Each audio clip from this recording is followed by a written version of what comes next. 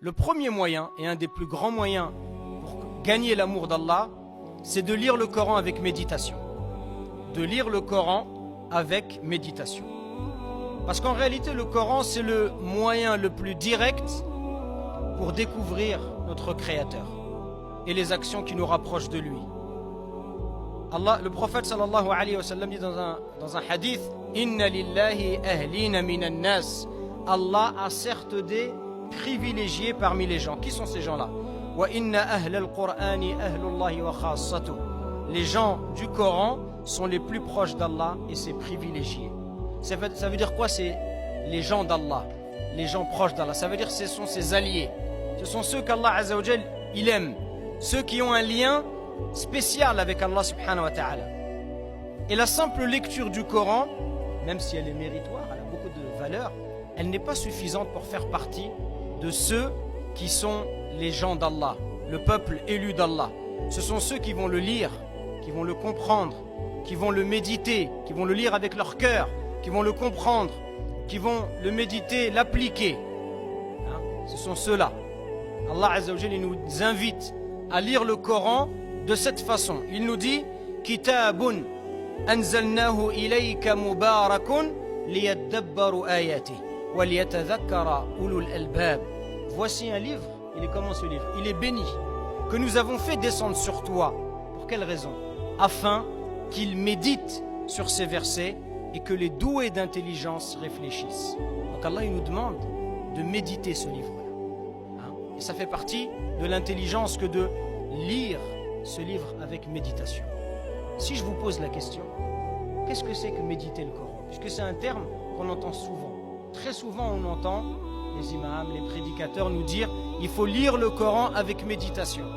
Mais peut-être que ce terme, et sûrement que ce terme il reste flou.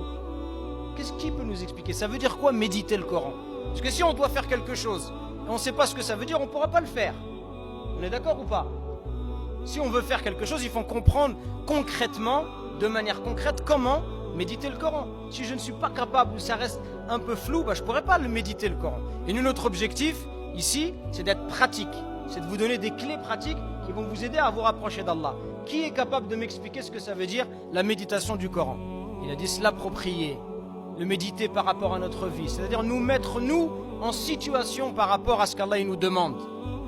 Ça consiste à concentrer le cœur sur ses significations. On va voir que ça c'est une étape. À concentrer l'esprit et la réflexion pour le comprendre. Tel est le but de sa révélation. Quand on médite le Coran, ça veut dire quoi? C'est lorsque tu te soucies non pas de terminer la sourate. Souvent on ouvre le Coran et c'est quoi notre première préoccupation? Il faut que je lise 10 pages. Et on lit, mais notre attention c'est quoi? Il faut que je finisse les 10 pages. C'est-à-dire qu'on est presque même parfois un peu pressé de terminer. On se dit, alhamdoulilah, j'ai lu mes 10 pages. J'ai lu ma page. J'ai lu mon hizb. Non, on ne lit pas le Coran en se disant, je dois terminer, je dois faire vite. Ça ne doit pas être ça ta préoccupation première. Il dit, c'est lorsque tu vas t'intéresser suffisamment à Allah au point de ne plus avoir besoin d'un autre. C'est lorsque tu vas te poser la question, à partir de quel moment je ferai partie des pieux?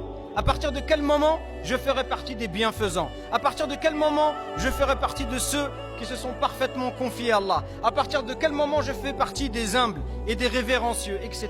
C'est lorsque tu vas te poser ces questions. Tu vois un verset qui parle des gens qui sont humbles et tu te poses la question, est-ce que moi je suis humble? Est-ce que moi je fais partie des gens qui sont humbles? Est-ce que j'ai les caractéristiques des gens qui sont humbles? Ou est-ce que j'ai les caractéristiques des gens qui sont orgueilleux? C'est lorsque tu vas te poser la question. Et c'est quand tu vas te poser la question que tu vas pouvoir te corriger et t'améliorer. Mais si tu lis le Coran et tu lis des belles histoires et Allah il parle des pieux et ça te fait du bien, même tu pleures, mais après tu refermes le Coran et tu restes avec des maladies dans ton cœur, t'auras servi à quoi le Coran? Pour donner une image, c'est comme si tu es malade et tu vas voir le médecin et il vous donne une ordonnance. Il y a des gens qui vont prendre l'ordonnance et ils vont aller acheter les médicaments, ils vont se soigner avec. Et ils vont comprendre que par exemple si j'ai mal à la gorge, prendre du miel ou boire un thé chaud avec du thym ou avec du citron, ça va me faire du bien. Et imaginez-vous quelqu'un qui prend l'ordonnance et qui la lit, tous les jours il la lit. Mais il n'achète pas les médicaments, juste il lit. Doliprane 3 fois par jour, avant les repas, matin, midi, soir. Et tous les jours il lit l'ordonnance. Et il vient voir le médecin une semaine après, il lui dit « Votre ordonnance, je l'ai lue, je la connais par cœur. Je peux même vous la réciter en chantant. » Qu'est-ce qu'il va dire le médecin?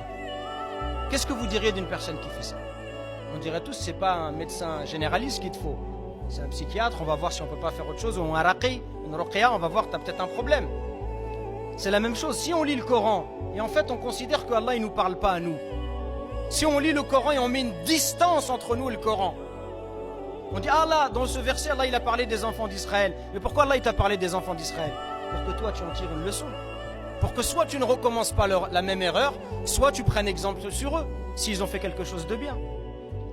Donc, c'est interroger son âme et son cœur.